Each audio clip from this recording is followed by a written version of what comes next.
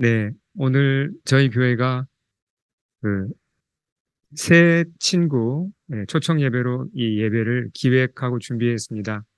네, 그렇지만 또 동시에 이 주제가 어, 새 친구 그러니까 크리스찬이 되고자 하시는 분들뿐만 아니라 사실은 어, 모든 크리스찬이 반드시 알아야 되는 주제입니다. 그래서 제가 여러분에게 부탁드리는 것은 조금 이제 이 세미나식의 강해와 설교가 같이 섞여 있기 때문에 좀 길이가 길 것입니다. 그래서 약 1시간 정도 저를 잘 따라와 주시고, 어, 저는 이걸 준비하기 위해서 거의 한 60시간 정도 제가 준비를 한 것 같아요. 그러니까 1시간 여러분, 예, 저를 위해서, 예, 사실은 주님을 위해서죠. 집중해서 잘 따라와 주시고, 좋은 열매가 있을 겁니다. 네. 자,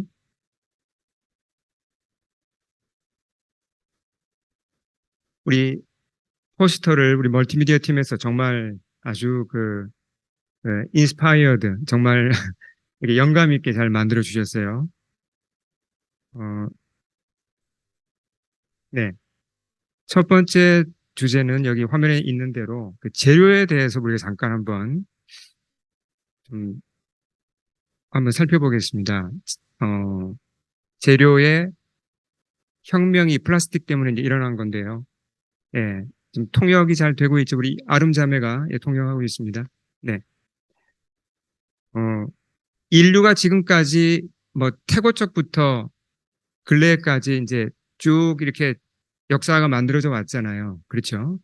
근데 재료란 게 뭔가요? 예를 들어서 이 건물을 짓는데 아니면 집을 짓는데 그러니까 우리 작은 집 하나를 생각해 보죠.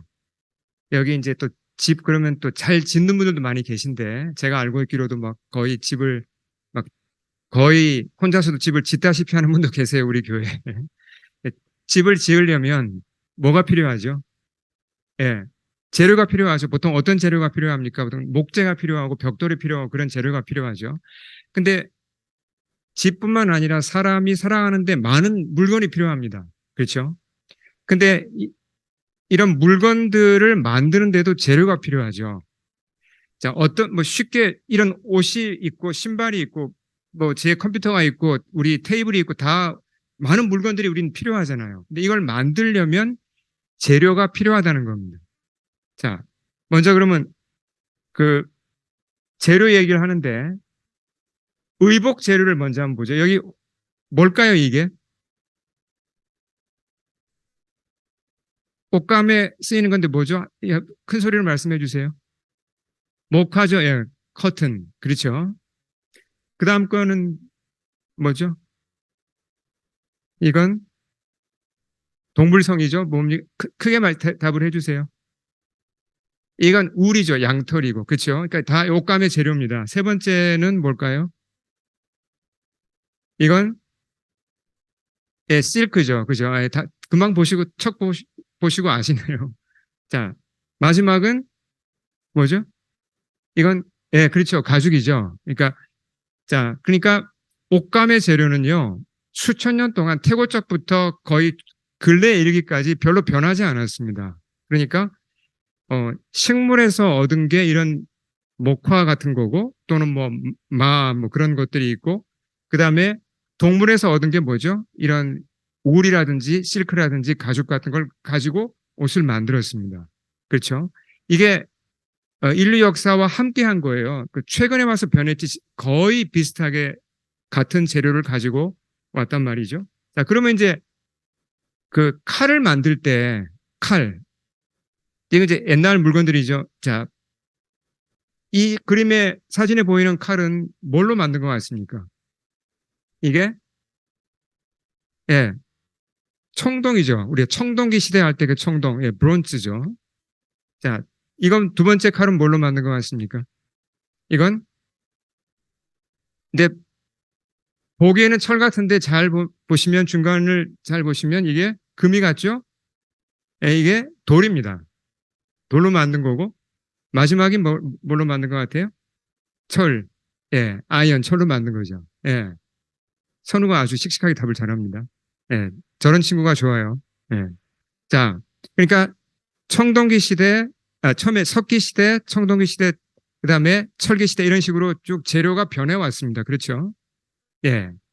자, 그러면 이제 좀 더 물건을 생각해 보죠. 음식을 담는 그릇, 접시나 그릇 같은 건 보통 지금까지 사람들이 뭘로 만들었습니까? 첫 번째 보이는 이건 쉽죠. 당연히 이제 이건 나무이고, 자, 두 번째는 뭐죠? 이건 뭘로 만들었습니까?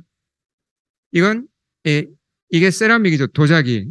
이게 저기 이조 백자입니다. 세 번째는 뭐죠? 이건 메탈이죠. 메탈인데 이건 카퍼. 어떤 굴이나 그런 것들 만들 때 망치로 두드려가지고 만들었습니다. 마지막이 이게 유리죠. 예. 아, 씩씩하게 답 잘합니다. 유리. 거의 이 네 가지로 모든 그릇과 어떤 접시와 이걸 다 만들었어요. 맞죠? 그렇죠? 자, 근데 이제 이걸 우리가 재료를 좀 정리하고 다음으로 넘어가야 됩니다. 그러니까 재료를 정리해 보면 재료의 유형은 크게 세 가지예요. 뭐 제가 재료공학 전공자라서 이 얘기를 지금 뭐 하는 게 아니라 그냥 상식으로 알 수 있는 내용입니다. 첫째는 이제 광물에서 얻는 거죠. 광물에서 얻는 것, 그러니까 돌이나 흙은 이제 그런 고령토 같은 것 가지고 만드는 이제 도자기나 또 금속으로 만드는 그런 재료가 있고, 그 다음에 식물성 재료가 있고, 세 번째가 뭡니까? 동물성 재료가 있고, 이것으로 모든 걸 다 만들었어요. 집에서 쓰는 물건, 밖에서 쓰는 물건, 재료는 이게 전부였습니다. 맞죠? 그렇죠. 모두 다 자연에서 얻는 거고, 그렇죠? 땅에서 캐거나, 뭐, 동물을 키우거나 그렇게 얻는 거였습니다. 자, 여기서 말씀을 하나 이제 보겠습니다. 자, 우리 창세기 1장 1절 너무나 유명한 말씀 우리 같이 한번 크게 선포하면서 같이 읽겠습니다. 시작. 태초에 하나님이 천지를 창조하시니라.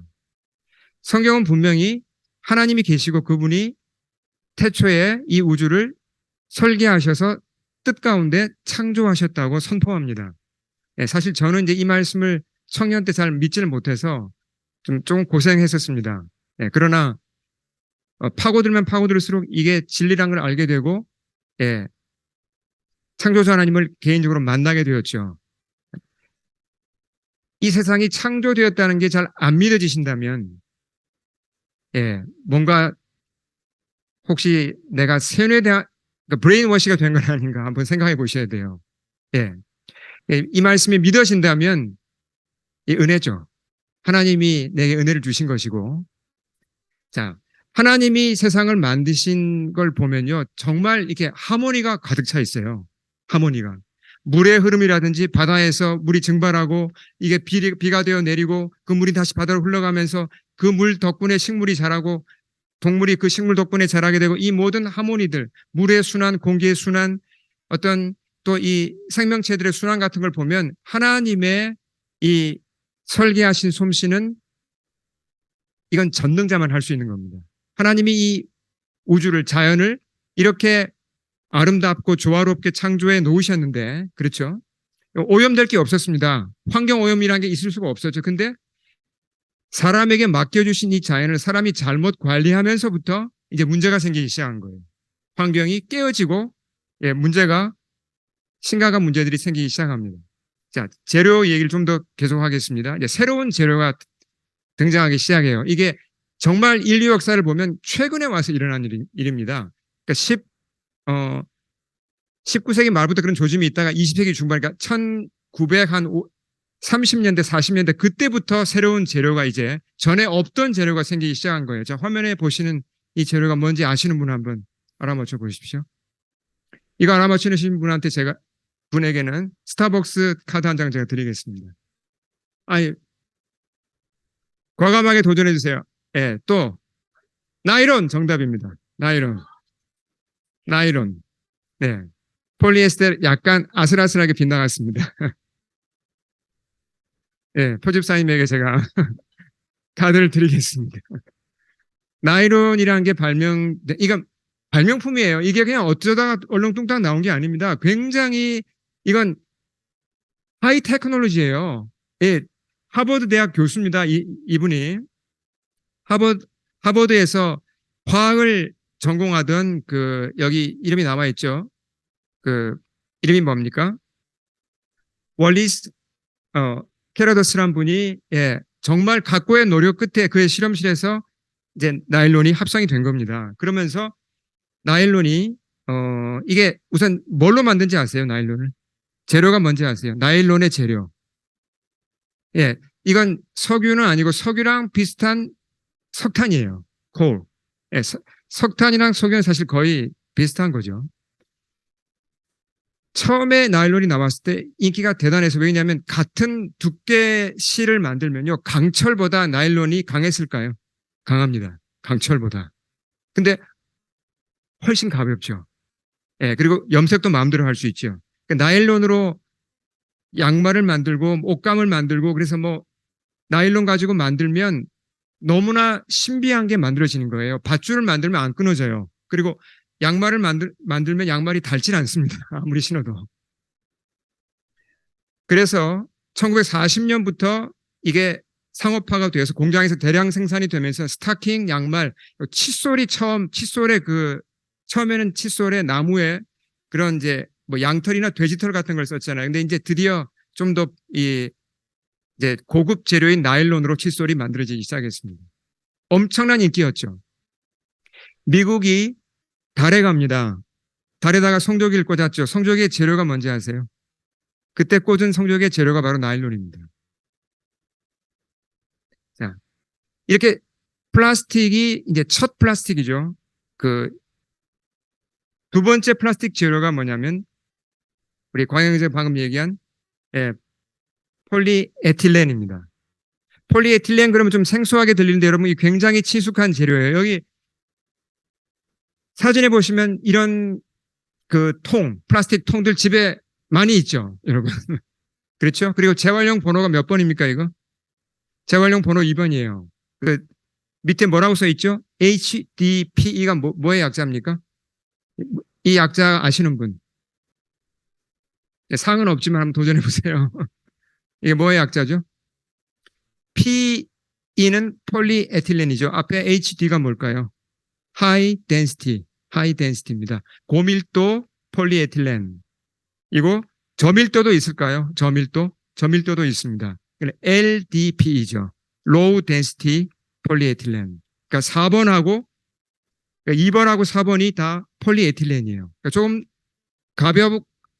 가볍고 좀 무거운 거 차이입니다. 2번, 4번 분류하실 때 이게 폴리에틸렌이구나 이걸 아시고 우리가 쓰는 플라스틱의 대부분은 이 두 가지입니다. 사실은 한 가지죠. 예. 밀도가 좀 더 높냐 낮냐의 차이지 폴리에틸렌이에요. 예. 어마어마하게 많은 용기들이 폴리에틸렌으로 만듭니다.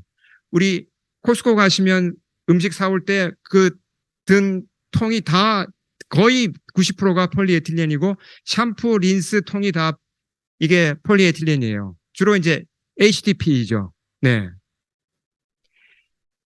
근데 이 폴리에틸렌이 왜 또 인기를 끌었냐면 얘가 전기가 안 통해요. 전기가.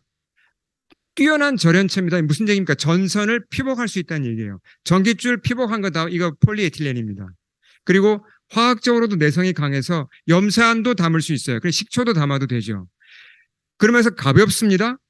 그리고 이건 만들기가 너무 편해요. 한번 틀을 만들어 놓으면요. 틀에다가 재료를 그냥 녹여서 이렇게 주입하면 몇 초 만에 하나씩 그냥 나옵니다. 대량 생산이 쉬운 거예요.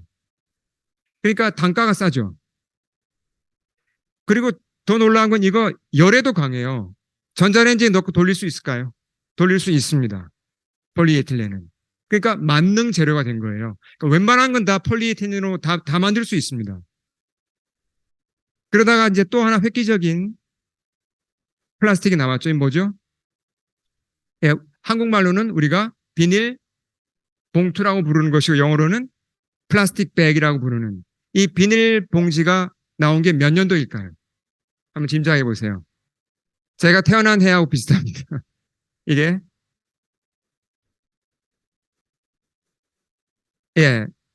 65년도에 처음 나왔는데 나오자마자 어마어마한 인기를 끈 거예요. 왜냐하면 너무 편하죠. 그냥 주머니에 뭉치면 정말 작은 뭉치로 부피도 거의 안 나가는데 넣고 다니다가 펴서 많은 물건을 넣을 수 있고 그러니까 이렇게 편한 게 어디 있어요. 그러니까 전 세계로 그냥 순식간에 퍼져나간 거예요. 값도 싸죠. 그러니까 이거 플라스틱 봉지 누가 값 생각합니까? 그냥 막 쓰잖아요. 자, 또 하나의 플라스틱이 나옵니다. 재활용 번호 1번. 자, 이게 무슨 통들이죠? 예, 방금 크게 말씀해 주세요. 페트죠, 페트. 예, 아주 답 잘하셨습니다. 이게 자, 앞에 있는 그 폴리에틸렌하고는 좀 달라요. 벌써 이게 좀 뭐라 할까요? 좀 색깔이 좀 더 반짝이죠. 좀 더 단단해 보이고. 예, 폴리에틸렌하고는 좀 다릅니다. 폴리에틸렌에 뭔가를 첨가한 거예요. 그렇게 만들어서 이게 우리가 페트병 그러는데 사실은 이제 이게 폴리에틸렌 테레프탈레이트의 약자입니다. 그래서 PET 버틀 그렇게 해서 페트병 우리는 아예 한국어 사전에 등재가 되어 있습니다. 페트병으로. 예, 이게 생수병이고 콜라병 다 그런 데 쓰는 거죠. 그러니까 한번 생각해 보세요. 콜라라는 건요. 탄산음료는 굉장히 그 압력이 높습니다. 웬만한 건 다 터져요. 근데 페트병에 담으면 터지지 않습니다. 그만큼 얇은데도 그걸 견디는 거예요. 그래서 처음 페트병을 상용화해서 쓰기 시작한 것이 프랑스 사람들입니다. 콜라가 아니라 생수 회사였죠. 예. 디텔이라는 프랑스 그 물 회사가 있습니다. 거기서 처음 시작했고 그게 68년이고요. 75년도에 코카콜라가 처음으로 페트병에다가 콜라를 담기 시작했습니다. 자, 유리하고 페트병을 비교하면 어떤 차이가 있죠? 유리에 비해서. 훨씬 가볍죠? 이건 대량으로 그냥 막 찍어낼 수 있어요. 그리고 깨지나요? 안 깨지죠. 그러니까 얼마나 편해요. 운반하기도 쉽고. 순식간에 유리를 다 대체해버린 겁니다. 네. 자, 이제 현대사회가 플라스틱이 없이는 살 수 있을까요? 우리가 플라스틱 안 쓴다. 그리고 내가 생활할 수 있을까요? 그렇게 못하게 됐습니다. 우린 다 플라스틱에 이제 매여 삽니다. 플라스틱 없으면 생활이 안 돼요. 하나 예를 들어보죠. 자, 이게 뭡니까 모두? 어디에서 쓰는 거죠? 어디에 쓰는 겁니까? 모두 다 병원에 쓰는 겁니다. 병원에서 쓰는 주사기 뭐 그런 모든 의료용 소모품입니다. 모두 플라스틱이에요. 예. 플라스틱이 없으면 병원이 돌아가질 않아요. 요즘은. 그뿐만 아닙니다. 자동차 부품들, 심지어 여러분이 늘 그냥 붙잡고 사시는 그 전화기에도 상당히 많은 부품이 플라스틱입니다. 전자제품 생각해 보세요. 플라스틱이 뭐 얼마나 많은 부분을 차지하고 있습니까? 그러니까 뭐 장난감 말할 것도 없고요. 플라스틱에 우린 깊이 지금 의존되어 있습니다. 자, 또 하나 여기서 우리가 주목해야 되는 플라스틱이 있습니다. 어떤 것이 이 중에 우일까요? 하나는 합성 섬유이고 하나는 우리입니다. 자, 여기 화면에 보시기에 지금 회색으로 보이는 게 우리다. 한번 손 들어보세요. 회색이 우리다. 손 아무도 안 드시네요. 선우 몇 분 들었죠? 이게 구별하기가 쉽지 않습니다. 파란색이 우리다. 파란색이. 예, 어떻게 어느 쪽일까요? 파란색이 울 맞습니다. 예, 근데 회색도 정말 구별이 잘 안 가죠. 회색은 예, 합성 섬유입니다. 폴리에스테르예요. 폴리에스테르. 자, 우리가 입고 있는 의복들, 내복부터 겉옷까지 그리고 이 옷뿐만 아니라 이 의자를 씌우는 이런 천까지 우리 이불 모든 이 천들 수천 년 동안 뭘 썼다 그랬죠? 식물에서 얻은 목화나 동물에서 얻은 울 그런 것만 쓰다가 이제 플라스틱 시대가 도래하면서 그러니까 합성 섬유라는 게 신테틱 파브릭이라고 하는 건 뭡니까? 플라스틱입니다. 몇 프로나 될까요? 우리가 입고 있는 옷에 몇 프로가 합성일까요? 대략. 합성, 플라스틱에서 온 섬유가 64%입니다. 어마어마하게 많아요. 거의 3분의 2가 합성 섬유이고 플라스틱 섬유입니다. 그 다음으로 많은 게 면이 24%고 울은 1%밖에 되지 않습니다. 예. 그렇게 우리가 플라스틱을 잊고 지금 살고 있는 겁니다. 자, 플라스틱의 장점을 한번 정리해 보겠습니다. 플라스틱이란 말 자체가 원하는 모양으로 만들 수 있다는 뜻이에요. 원래 헬라어 그 플라스틱이란 그 어원이 원하는 모양으로 성형할 수 있다. 이게 플라스틱이란 말이거든요. 그러니까 플라스틱은 여러 장점이 있습니다. 내가 원하는 모양으로 쉽게 만들 수 있고 그냥 녹여서 틀에 부어서 찍어내면 되는 겁니다. 그리고 가볍죠, 견고하죠, 잘 닳지 않죠, 물에 젖지 않죠, 썩지 않죠, 단가가 낮죠. 대량 생산이 가능합니다. 탄생한 지 100년도 안 돼가지고 플라스틱이 모든 재료를 다 그냥 다 넘어뜨렸어요. 자기가 이제 완전 그냥 챔피언으로 등극을 한 겁니다. 나무 저리가, 뭐 금속 저리가, 뭐 어떤 재료든지 다 플라스틱이 다 몰아내고 모든 분야에 있어서 플라스틱이 다 1등으로 올라섰어요. 의복 재료만 해도 그렇죠. 64%가 합성입니다. 그러니까 마치 석기 시대에서 청동기 시대를 거쳐서 철기 시대였는데 이제는 어떤 시대가 도래한 겁니까? 플라스틱 에이지가 도래한 거라고 많은 사람들이 이렇게 얘기를 해요. 자, 근데 이제 이 플라스틱이 문제가 있다는 우리가 다 알고 있습니다. 문제를 한번 점검해 보겠습니다. 플라스틱이 처음 공업적으로 생산되기 시작한 게 얼마 안 됩니다. 1940년대, 50년대거든요. 근데 생산량의 증가를 한번 보세요. 완전히 뭐 어마어마하게 빠른 속도로 급증하고 있습니다. 지금 2020년 이후로 대강 1년에 만들어지는 플라스틱이 몇 톤쯤 되죠? 한 해에 4억 톤이 만들어지고 있습니다. 4억 톤. 이게 짐작이 잘 안 되죠. 자, 플라스틱 양이 이렇게 플라스틱 사용이 급증한 데는 가장 큰 원인은 뭐냐면, 이제, 첫째는 일회용품이죠. 너무나 쉽게 일회용품을 많이 쓰기 때문에,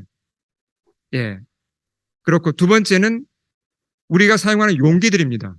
아까 말씀드렸지만 음식 용기들, 우리가 코스코에서 여러분 그렇게 다음에 가실 때, 물건 사오실 때, 코스코나 슈퍼에 가서 물건 사오실 때, 음식을 사온 게 다가 아닙니다. 플라스틱 통도 함께 사오신 거예요. 몇 개의 플라스틱 통이 함께 따라왔는지 한번 세어보십시오.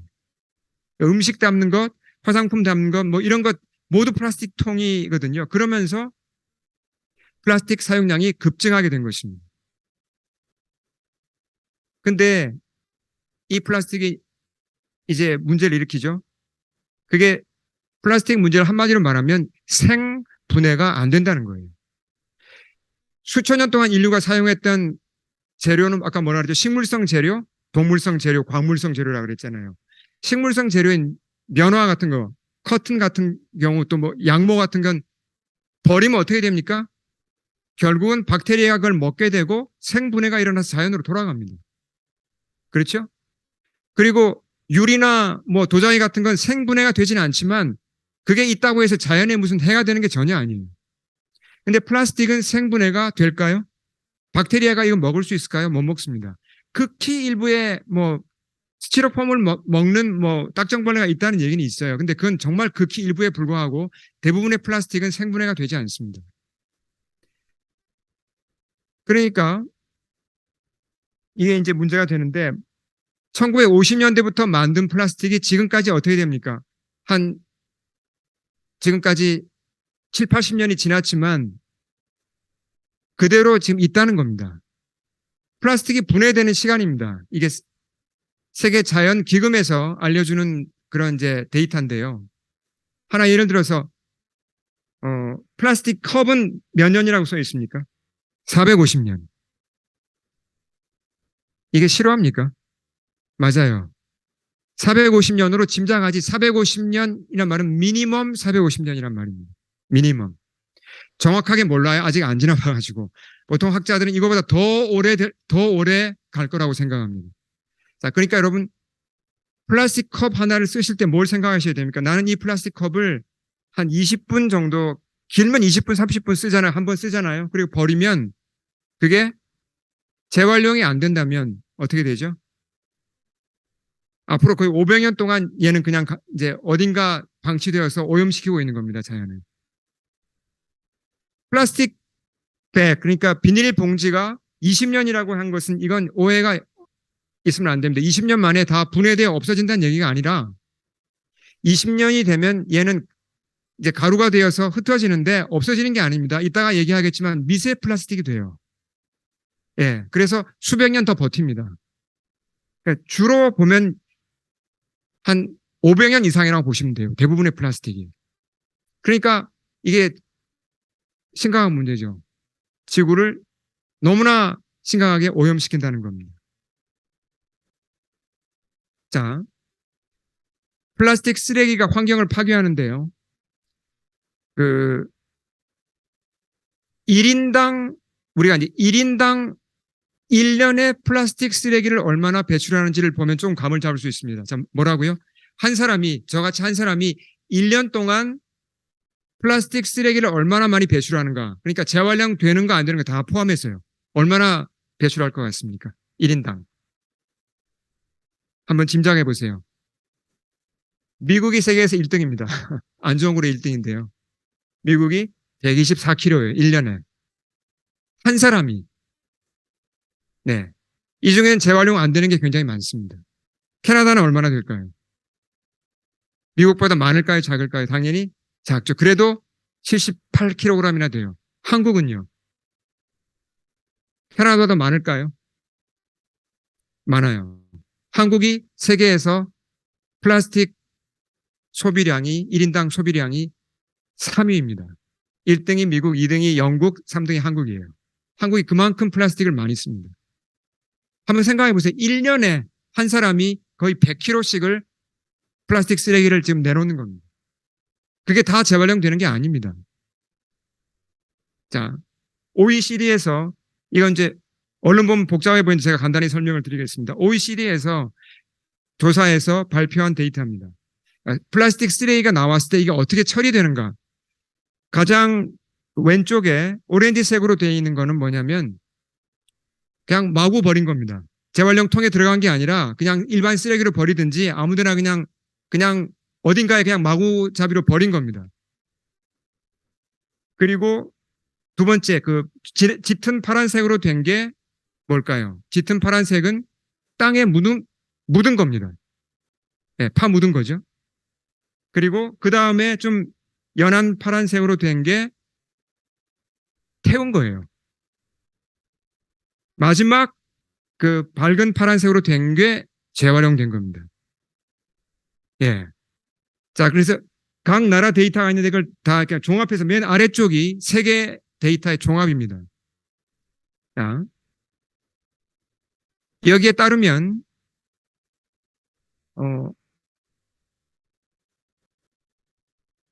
땅에 묻는 플라스틱 쓰레기가 거의 50%예요. 50%를 그냥 땅에 묻어버립니다. 그럼 땅이 어떻게 될까요? 결국은 오염됩니다. 예, 물론 아무 데나 묻는 건 아니지만.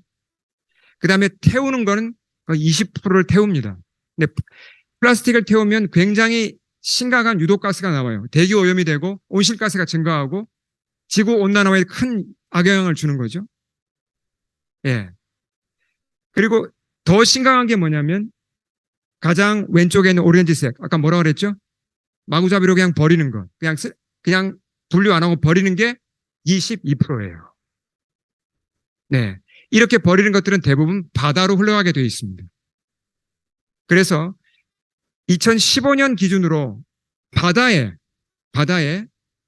얼마나 많은 플라스틱 쓰레기가 들어오는지를 한번 여러분 제가 설명할 테니까 잘 들어보시기 바랍니다. 1분당 쓰레기 트럭 아시죠? 쓰레기 트럭, 수거하는 트럭. 그 트럭에 실은 쓰레기가 1분당 한 번씩 바다에다가 쓰레기를 버리는 것과 똑같습니다. 1분당. 그렇게 많은 양이 바다에 버려지고 있어요. 그래서 880만 톤의 쓰레기가 매년 바다로 들어갑니다. 이게 뭘까요? 혹시 얘기 들어보셨어요? 태평양 거대 쓰레기 지대라고 들어보셨습니까? 이게 이제 10여 년 전에 어떤 선장이 이걸 이제 발견해서 이슈가 됐었죠. 근데 바다에 보시면 이제 바다를 우리가 뭐 먼 바다를 안 가봤으니까 모르잖아요. 바다 위에 뭐가 있는지. 요즘 배 타고 다닐 일도 별로 없고 비행기를 타고 간다고 뭐 안 보이니까. 근데 실제로 오대양 전체적으로 보면요. 쓰레기 섬들이 도처에 있습니다.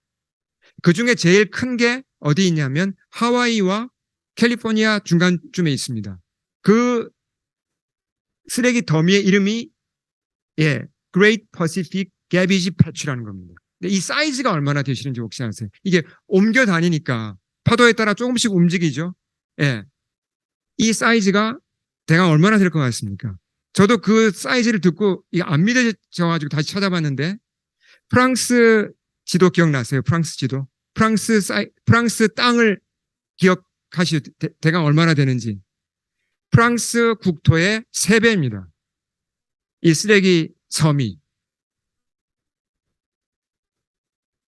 그러니까 160만 스퀘어 킬로미터예요. 예, 이걸 뭐 한편에서는 이걸 걷어내지만 한계가 있는 거예요. 계속 또 버리니까.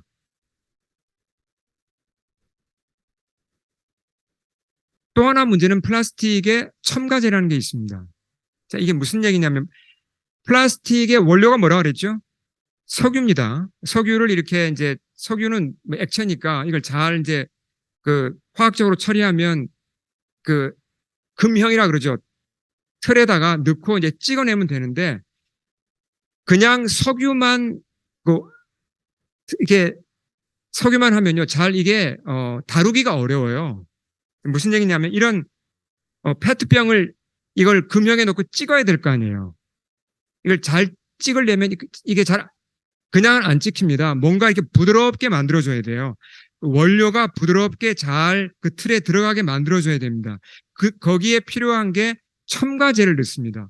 화학약품이죠. 그래서 이런 지금 페트병을 찍을 때는 가소제라는 건 가소제라고 부르는데요. 그런 첨가제를 넣어야만 제대로 물건이 나옵니다. 근데 첨가제의 종류가 수십 가지입니다. 이렇게 모양을 잘 만들기 위해서 넣는 것, 그 다음에 보다 예쁘게 보이기 위해서 넣는 것, 그리고 또 잘 썩지 않게 하기 위해서 넣는 것, 뭐 정말 다양한 그 화학약품을 넣는데 그 화학약품이 당연히 독성이 있죠. 플라스틱 자체는 거의 독성이 없습니다.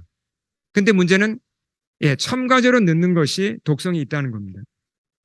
이게 이름이 뭘까요? 오이 씨는? 이제 이게 상표명으로는 스티로폼이죠. 스티로폼. 이게 상표명입니다. 이게 폴리스틸렌이죠. 원래 이름은 폴리스틸렌. 근데 어떤 특성이 있습니까? 이 플라스틱은 가볍죠. 그래서 이걸 가지고 주로 뭐 아이스박스도 만들고 뭐 구명조끼도 만들고 음식 상자도 만들잖아요. 근데 98%가 공기입니다. 플라스틱은 이속 2%밖에 되지 않아요. 공기를 많이 넣었어요. 어떻게 공기를 넣었을까요? 공기를 이렇게 품을 수 있도록 발포제라는 그런 화학약품을 넣은 거예요. 그래야 이 스티로폼이 만들어지는 겁니다. 그러니까 요지는 뭐냐면 플라스틱을 만들 때 첨가제 없이 만들어지는 건 하나도 없습니다. 다 첨가제를 넣어요. 첨가제에 독성이 있다는 겁니다. 인체에 당연히 해롭죠. 자, 그 다음은 이제 미세 플라스틱으로 가보겠습니다. 미세 플라스틱이라면 문자 그대로 어떻습니까? 미세 플라스틱 그러니까 이제 사이즈가 작다는 거잖아요. 사이즈가 작다. 예, 미세 플라스틱. 플라스틱이 생분해가 되지 않는다 그랬죠. 그렇죠? 근데 우선 미세 플라스틱이라는 것은 이제 이렇게 쪼개졌는데 사이즈가 5mm보다는 작고 1마이크로보다는 큰 걸 얘기합니다. 머리카락 두께가 대강 얼마나 되죠? 머리카락 두께가 약 100마이크로쯤 됩니다. 그러니까 1마이크로는 정말 눈에 보이지 않게 작은 거죠. 이렇게 작게 쪼개진 플라스틱 가루를 미세 플라스틱이라고 이제 부르는데요. 미세 플라스틱이 어떻게 만들어질까? 여기 이제 소스를 소개했습니다. 첫 번째 가장 왼쪽에 보이시는 것은 이렇게 페트병 같은 것들이 햇빛을 받으면 잘게 부서집니다. 이게 분해가 되는 게 아니라 그냥 부서지는 거예요. 여전히 플라스틱입니다. 그리고 이게 시간이 더 지나가면 가루가 되죠. 그러면서 미세 플라스틱이 되는 겁니다. 그 다음에 합성 석유로 만든 옷도 미세 플라스틱이 나와요. 그리고 또 하나 우리가 주의해야 될 게 뭐냐면 여러분 치약 속에 미세 플라스틱이 들어있다는 거 혹시 아십니까? 그리고 클렌징 로션 같은 거 세안제에도 미세 플라스틱이 들어있습니다. 각질을 깎아내기 위해서 보면 이렇게 만들어지죠. 작은 알갱이가 만들어지잖아요. 그게 다 미세 플라스틱입니다. 결국은 그게 하수구를 통해서 바다로 다 들어갑니다. 이 중에서 미세 플라스틱을 가장 많은 미세 플라스틱을 만들어내는 게 뭘까요? 이 세 가지 중에서 일반 플라스틱, 의복, 그 다음에 이런 화장품 중에서 어떤 걸까요? 한번 답을 해주시겠어요? 가장 많은 미세 플라스틱을 내는 게, 자, 그러면 플라스틱이 부서진 거다. 첫 번째, 한번 손 들어 보시고요. 아무도 안 드시고. 그 다음에 옷이다. 예. 그 다음에 화장품이다. 35%가 합성 섬유에서 나옵니다. 옷에서. 예. 빨래할 때 주로 많이 나와요. 타이어에서도 굉장히 많은 양이 나옵니다. 타이어가 다르면서. 자. 그러니까 이 이제 미세 플라스틱이 결국은 하수도를 통해서 바다로 가게 되고 바다에서 심각한 문제를 일으킵니다. 자, 바다로 간 이제 이 미세 플라스틱이 당연히 이제 플랑크톤이나 이런 이제 바다 생물들한테도 큰 해를 주는데 더 나아가서 이 플라스틱이 어떻습니까? 파도가 칠 때 바람에 날립니다. 스프레이처럼. 그래서 바람 속으로 떠올라서 결국은 다시 육지로 돌아와요. 공기 중에 엄청나게 많은 미세 플라스틱이 돌아다닙니다. 그래서.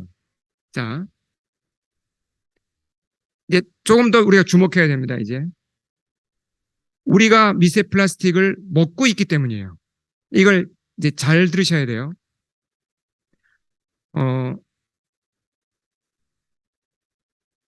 개인당 일반적으로 사람들이 얼마나 많은 미세 플라스틱을 먹을까요? 자, 여기 몇 가지 통계가 있습니다. 수돗물을 통해서 1년에 먹는 게 몇 알갱이라고요? 물론 이게 미세하게 작은 알갱이긴 합니다. 근데 이걸 이제 과학자들이 이걸 세봤어요. 통계를 내봤습니다. 수돗물을 통해서 1년에 마시는 양이 거의 45만 개. 그리고 페트병에 든 물을 사 마시잖아요. 그 사 마시는 물을 통해서 먹는 미세 플라스틱이 몇 개라고요? 거의 350만 개. 1년에 이걸 먹습니다. 혹시 여러분 신용카드 먹어보신 분 계십니까? 여기서 혹시 신용카드. 신용카드를 드셔보신 분 계세요? 신용카드 무게가 하나가 얼마쯤 되죠, 그게? 신용카드가 플라스틱이잖아요. 그게 하나가 5g입니다. 근데 저는 그걸 먹어봤습니다. 지금도 먹고 있습니다, 사실. 이게 무슨 얘기냐고요?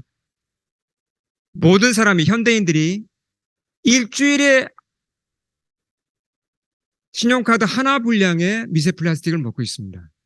그러니까 미세 플라스틱으로 우리 몸에 들어오는 이 미세 플라스틱이 일주일에 5g입니다. 그러니까 신용카드 한 장 분량을 매주 우리가 먹고 있습니다. 음식을 통해서, 물을 통해서, 또 뭐 공기를 통해서 이게 우리 몸으로 들어오는 겁니다. 그러니까 1년에 그러면 몇 g을 우리가 먹고 마시는 거죠? 250g을 그렇게 많은 미세 플라스틱이 우리 몸속으로 들어옵니다. 물론 이제 다시 이제 대부분 배설되죠. 그렇지만 우리 몸에 들어온다는 겁니다.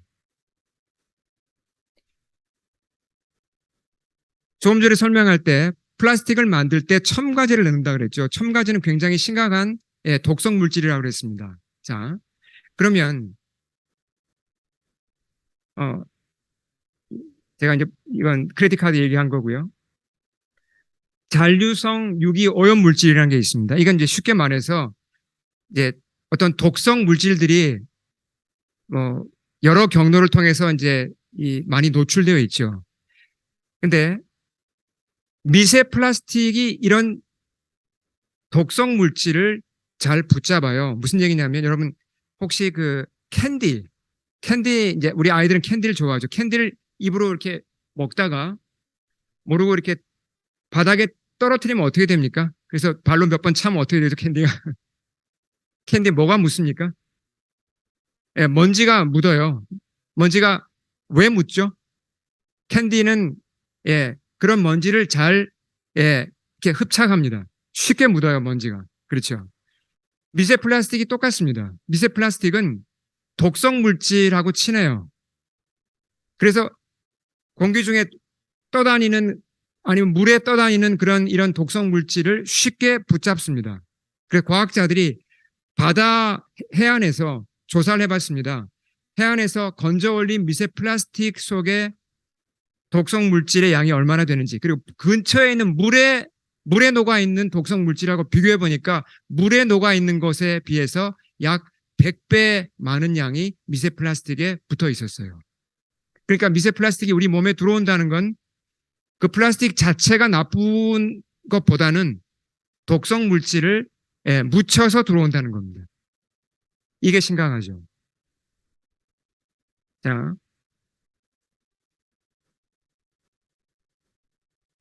좀 특별하게 생겼죠. 뭐 그렇게 예쁘게 생기진 않았지만 이 바다에 사는 생물입니다. 그리고 아주 최근에 발견된 거예요. 지구상에서 가장 깊은 바다 속에서 발견됐습니다. 가장 깊은 해구가 어딜까요? 지구상에서 가장 깊은 해구. 예, 마리아나 해구죠. 예, 어디 근처에 있습니까? 필리핀 근처에 있죠. 깊이가 10,000미터가 넘습니다. 그러니까 10,000미터 넘는 물속이면 바닷물이 깨끗해야 합니까? 아니면 더러워야 합니까? 당연히 깨끗해야죠. 그렇게 깊은 곳인데.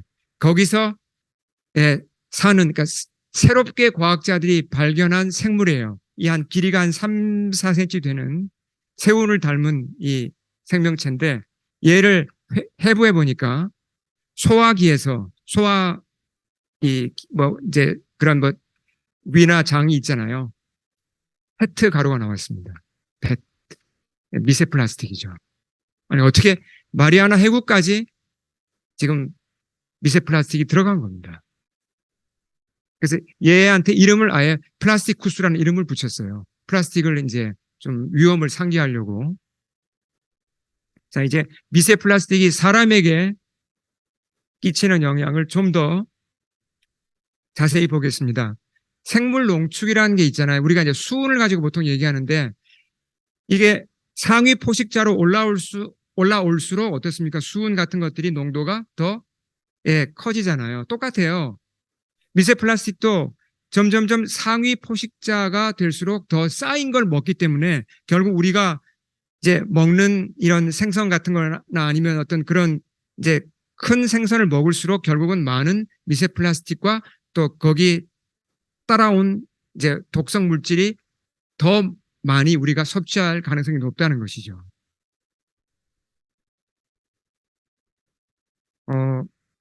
2021년에 뉴욕주에서 태아, 이건 이제 쉽지 않은 작업이었는데 태아의 엄마 뱃속에 있는 태아의 태변을 조사해 봤습니다. 아직 태어나지 않은 아기입니다. 미세 플라스틱이 나왔을까요? 거기서도 페트 가루가 나왔습니다. 페트병에서 쓰는. 그럼 뭘 얘기하죠? 어떻게 들어갔을까요? 걔가 뭘 먹지도 않고 뭐 숨을 밖으로 쉰 것도 아닌데 어떻게 태아가 이 미세 플라스틱 가루를 몸에 가지고 있죠? 어디를 통해서 들어갔다는 겁니까? 엄마가 먹고 마신 걸 통해서 태반을 거쳐서 태아에까지 들어간 겁니다. 자, 미세 플라스틱이 사람의 폐로 들어가면요. 1마이크로보다 작은 건 모세혈관을 통해서 몸속으로 다 퍼집니다. 그리고 심지어 음식을 통해서 먹은 것도 25마이크로보다 작으면 소화기에서 흡수가 돼요. 그래서 온몸에 퍼집니다.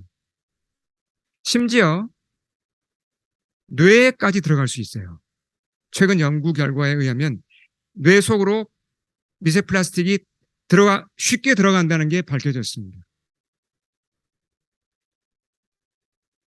그러니까 이제 이게 보통 문제가 아니죠. 지금은 다행히 아직까지는 이 미세 플라스틱의 양이 적기 때문에 미세 플라스틱 때문에 당장 무슨 병에 걸리진 잘 않아요. 그런 일은 거의 잘 안 일어납니다. 근데 이제 문제는 뭡니까? 점점 미세 플라스틱의 양이 점점점 급속히 증가하고 있다는 거예요. 점점. 그러니까 우리 몸으로 들어오는 미세 플라스틱이 점점 늘어나면 이게 우리 폐로 들어가고 우리 몸에 퍼지고 장기로 들어가고 심지어 뇌까지 들어가게 되면 어떻습니까? 걔네들만 들어가는 게 아니라 독성 물질을 함께 가지고 들어가게 되면 이게 심각한 문제가 일어날 수 있죠. 그래서 이제 이런 조사들이 지금 되고 있습니다. 어떤 해를 끼칠까? 신장에 만약에 미세 플라스틱이 좀 더 많이 들어가게 되면 어느 기준을 넘어서 들어가게 되면 신장이 당연히 망가지게 되죠. 모든 장기가 다 마찬가지입니다. 그래서 이런 믿을 만한 제가 책에서 발췌한 이제 전문가의 소견입니다. 우리 한번 읽어볼까요? 우리 다 같이 한번 읽어보겠습니다. 시작.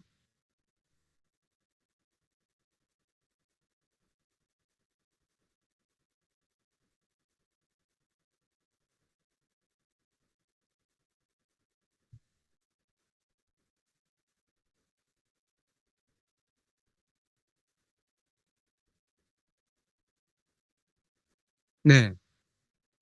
절대로 그냥 덮어둘 문제가 아니라는 걸 알 수 있습니다. 더 늦기 전에 어떤 조치가 필요하다는 걸 알 수 있죠.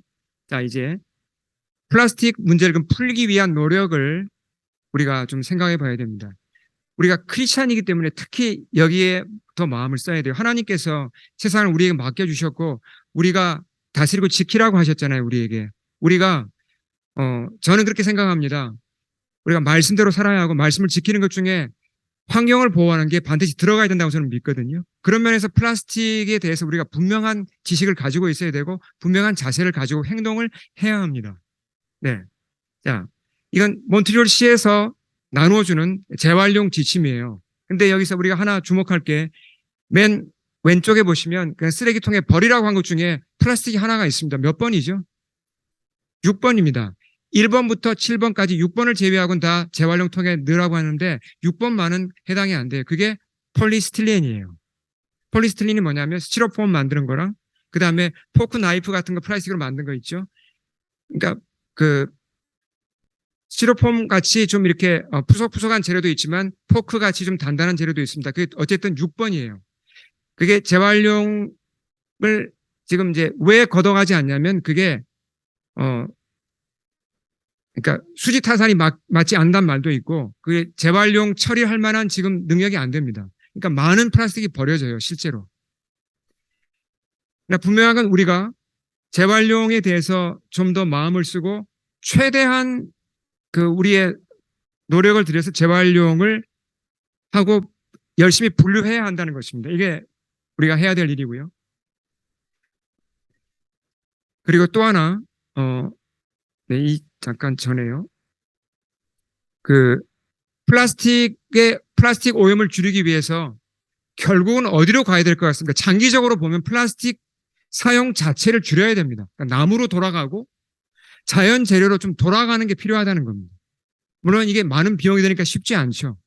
그리고 또 한편으로는 이제 과학자들도 플라스틱에 대해 좀 더 연구를 해야죠. 그러니까 좀 플라스틱을 좀 더 분해할 수 있고 뭔가 플라스틱을 분해하는 박테리아 같은 걸 찾고 이런 것도 노력은 해야 되죠. 물론 쉽지는 않습니다. 근데 전망이 그렇게 밝지 않아요. 자, 이건 이제 제가 권위 있는 잡지에서 과학자들이 한 얘기를 제가 여기 지금 인용한 것입니다. 2015년 기준으로 보면 1년에 거의 1억 톤에 가까운 플라스틱 쓰레기가 나왔습니다. 이게 재활용 되지 않고 버려진 겁니다. 재활용 안 된 거예요. 근데 이게 재활용 안 되고 버려지는 쓰레기가 지금 추세로 가면 2060년이 되면 3배가 됩니다. 굉장히 암울한 전망이에요, 사실. 예. 굉장히 심각한 문제입니다. 그리고 또 하나는 국제자연기금에서 뭐라고 그러냐면 2050년이 되면 지금 추세로 가면 바다에 버려지는 쓰레기 양이 몇 배가 될 거라고 경고합니까? 지금보다 4배가 될 거라고 합니다. 그렇게 되면요, 무게로 따져서 바다 전체에 있는 물고기 양보다 플라스틱 쓰레기 양이 더 많아집니다. 그러니까 지금 추세로 가면 망하는 거죠, 한마디로 말해서. 굉장히 심각한 문제가 발생하는 겁니다. 자, 이제 마지막 결론으로 들어가겠습니다.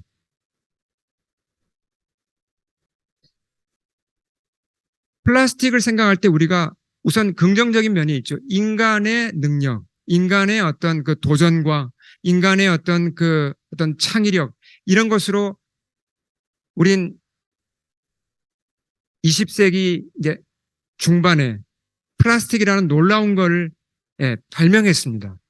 새로운 플라스틱 시대를 만들었죠. 정말 플라스틱으로 많은 좋은 것들을 만들었습니다. 근데 뭘 몰랐죠? 플라스틱이 썩지 않고 이렇게 오래 지속된다는 걸 몰랐습니다. 그러니까 플라스틱을 가지고 창의적으로 좋은 것들을 발명한 것까지는 잘했는데 그 다음에 대해서는 몰랐던 겁니다. 무지했죠. 어떻게 처리해야 될지를 모르는 겁니다, 이제. 굉장히 심각한 딜레마에 빠졌어요. 이러지도 못하고 저러지도 못하고 지금 플라스틱을 포기할 수도 없고 계속 쓰자니 지금 문제가 되고, 자, 한계에 부딪힌 겁니다. 여러분, 이 단어를 꼭 기억해야 합니다. 플라스틱 앞에서 우리는 분명히 뭘 깨달아야 됩니까? 지금 인류가 한계에 부딪혔다는 겁니다. 그렇잖아요. 하나님의 어떤 메시지가 있을까요, 여기에? 이 플라스틱 문제 앞에서 한계에 부딪힌 인류 앞에서 하나님이 들려주시는 메시지가 뭘까요? 한마디로 말하면 이겁니다. 인간은 한계를 가진 존재이며 창조주이신 하나님을 의지해야만 제대로 살 수 있다는 겁니다.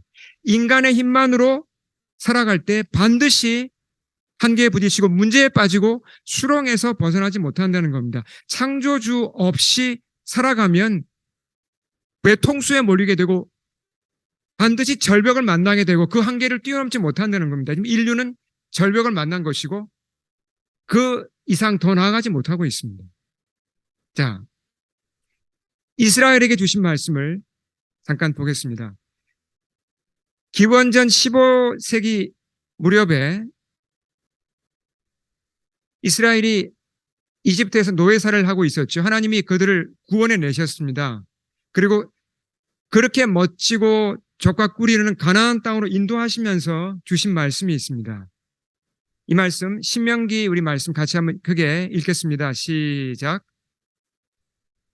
오늘 생명과 복과 사망과 화를 내 앞에 두었나니 곧 내가 오늘 내게 명령하여 내 하나님 여호와를 사랑하고 그 모든 길로 행하며 그의 명령과 규례와 법도를 지키라 하는 것이라. 그리하면 내가 생존하며 번성할 것이요 또 내 하나님 여호와께서 내가 가서 차지할 땅에서 내게 복을 주실 것임이니라. 자, 간단히 말해서 무슨 얘기입니까? 하나님이 모세를 통해서 이스라엘 백성에게 주신 말씀입니다. 자, 무슨 말씀을 하신 거죠? 당신 백성들에게 하나님께서 하신 말씀이 얘들아, 너희는 나를 사랑해야 한다. 그리고 나의 법을 지켜야 한다. 그래야 너희가 사는 거야. 너희가 생명을 누리는 거야. 그렇게 알려주신 거예요. 우린 특히 여기서 하나님께서 하신 말씀, 당신을 사랑하라고 하신 것에 주목해야 돼요. 하나님이 뭔가가 아쉬워서 이스라엘 백성한테 얘들아, 나를 사랑해야 돼. 나 외로워. 알고 보면 외로운 신이야. 나 사랑해. 이런 얘기가 아니잖아요. 하나님은 외로운 분 아니에요. 하나님이 뭔가 아쉬워서 나를 사랑해 달라고 말씀하신 게 아니라 하나님은 충만하신 분입니다. 아무것도 필요 없습니다. 사람들에게 하나님이 필요한 거잖아요. 사람들이 하나님을 사랑해야 제대로 살 수 있잖아요. 그래야 행복할 수 있잖아요. 그래서 얘들아, 너희는 나를 사랑해야 돼 라고 말씀하신 겁니다. 자, 그렇게 삶의 지침을 주셨는데 이스라엘 사람들이 가나안 땅에 들어가서 어떻게 살았습니까? 그 좋은 땅에 하나님이 공짜로 주신 땅에 들어가서 어떻게 살았습니까? 예. 하나님 사랑하지 않았죠. 그냥 당장 내 눈에 좋고 당장 내 감각이 끌리는 대로 내 탐심이 이끌리는 대로 살았습니다. 예, 돈을 따라가고 뭔가 육신의 즐거움을 따라가고 명예를 따라가고 우상을 섬겼습니다. 그렇게 살다 보니까 나라가 완전히 거덜이 나버렸어요. 맨날 이웃 그 외적의 침략이 끊임없고 농사 지으면 다 뺏기고 윤리적으로 완전히 나라가 타락해버리고 심지어 이스라엘 사람들이 자기네 동족끼리 싸우게 됩니다. 그렇게 정말 그렇게 비참한 시간이 400년이 넘도록 지속됩니다. 여러분, 사사기에 그 내용이 기록되어 있잖아요. 그렇죠? 가나안 땅에 들어갔는데, 약속의 땅에 들어갔는데 그들이 그 복을 누리지 못하고 완전히 엉망으로 살아가지고 그냥 망하기 일보 직전으로 간 사실이 사사기에 반복해서 기록되어 있습니다. 그게 400년 동안 반복된 역사예요. 사사기는 성경에서 어떻게 보면 가장 어두운 책입니다. 자, 그럼 원인이 어디 있을까요? 왜 이스라엘이 하나님의 백성인데 이렇게 비참하게 되었냐는 거죠. 그 이유를, 자, 이게 오늘의 요절입니다. 그 환경이 좋은 땅에 하나님께서 그렇게 복을 주셨는데 이스라엘 백성이 완전히 망하게 된, 엉망으로 산 이유가 여기 설명되어 있습니다. 사사기의 맨 마지막 절이에요. 21장 25절 같이 읽겠습니다. 시작. 이스라엘의 왕이 없으므로 사람이 각기 자기의 소견에 옳은 대로 행하였더라. 이 무슨 말이죠? 실제로 왕이 없었나요? 네, 왕이 없었어요. 하나님이 왕은 세우지 말라 그랬습니다. 누가 이스라엘을 그럼 다스렸습니까? 다스리는 사람이 특별히 없었습니다. 사사가 있었죠. 사사는 뭐 하는 사람이에요? 왕 아니잖아요. 사사는 선지자 노릇했습니다. 하나님의 말씀을 전했고 전쟁이 일어나면 그냥 리더가 되어서 잠깐 그냥 리더 역할을 해서 통솔했을 뿐이죠. 평소에는 똑같이 다른 백성하고 평범한 다른 백성과 동일하게 평범하게 살았습니다. 왕이 없었어요.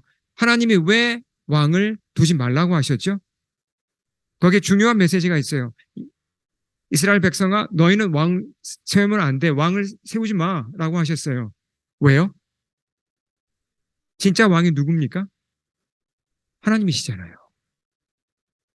하나님을 왕으로 억지로가 아니라 자원해서 섬기고 사랑하고 따르라고 그렇게 가르쳐 주신 건데 그걸 못 알아듣고 왕 없으니까 난 내 마음대로야. 자기가 필요할 때 하나님 찾고 필요 없으면 찾지 않고 하나님은 그냥 뭔가 아쉬울 때 부르는 그런 어떤 무슨 종처럼 생각하는 거죠. 하나님을.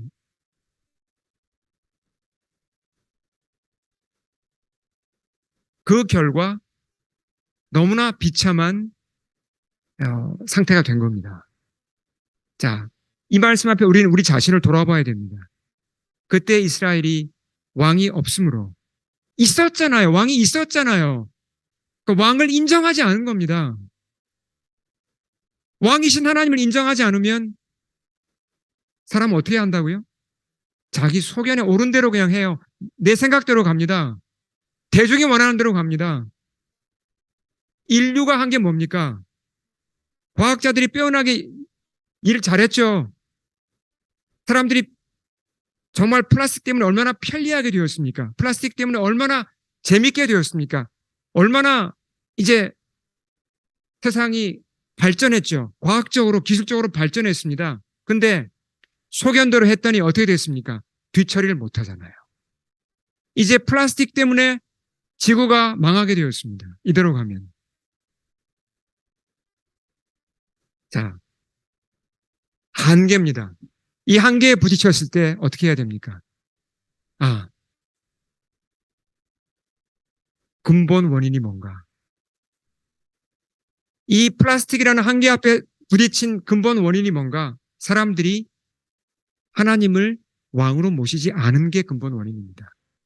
이건 우리 개인도 마찬가지예요. 여러분, 한계를 만난 분들이 계실 겁니다. 건강 때문에 한계를 만나고, 재정 때문에 한계를 만나고, 직장 때문에,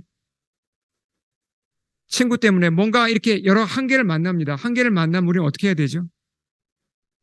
한계 앞에서 이 말씀을 기억해야 됩니다. 하나님을 내가 왕으로 모시고 있는가? 하나님께 돌아가야죠. 하나님께 다시 나아가서 그분, 내 한계를 인정하고 그분을 받아들여야 합니다. 자, 우리 마지막 말씀 같이 크게 한번 읽겠습니다. 요한복음 4장 24절입니다. 시작. 내가 진실로 너에게 이르노니 내 말을 듣고 또 나 보내신 이를 믿는 자는 영생을 얻었고 심판에 이르지 아니하나니 사망에서 생명으로 옮겼느니라. 하나님을 다시 왕으로 모시려면 방법은 딱 하나죠. 어떻게 해야 됩니까? 그분이 우리를 위해 보내주신 구원자이신 예수님을 우리가 받아들여야 되고 그분의 말씀을 들어야 됩니다. 예수님께서 실제로 우리 모든 죄를 담당하셨고 그분은 또 죽으셨을 뿐만 아니라 부활하셨잖아요. 이 복음에 대해서 우리가 이 짧은 시간에 다 얘기할 수는 없지만 하나님께로 돌아올 수 있는 회복의 길을 우리에게 열어놓으셨습니다. 그분이 그리스도시죠. 그래서 예수님 이렇게 외치셨습니다. 내가 진실로 너에게 이르는 내 말을 듣고 주님 말씀을 들어야 합니다. 그리고 예수님을 보내신 하나님을 믿는 자는 뭘 얻는다 그랬습니까? 진짜 생명, 진정한 생명을 얻고 심판에 이르지 아니하니 사망에서 생명으로 옮겨질 수 있다고 약속하십니다. 우리가 이 말씀 앞에 우리 자신을 돌아보고 이제 함께 기도하겠습니다. 우리 눈을 감겠습니다. 주님 앞에 엎드립니다. 우리 가운데 많은 분들은 이미 주님을 영접했습니다. 주님을 왕으로 모시고 있습니다. 그런 분들은 감사하면서 다시 하나님이 나의 왕이심을 고백하고 주님을 따르겠다고 우리 기도하겠습니다.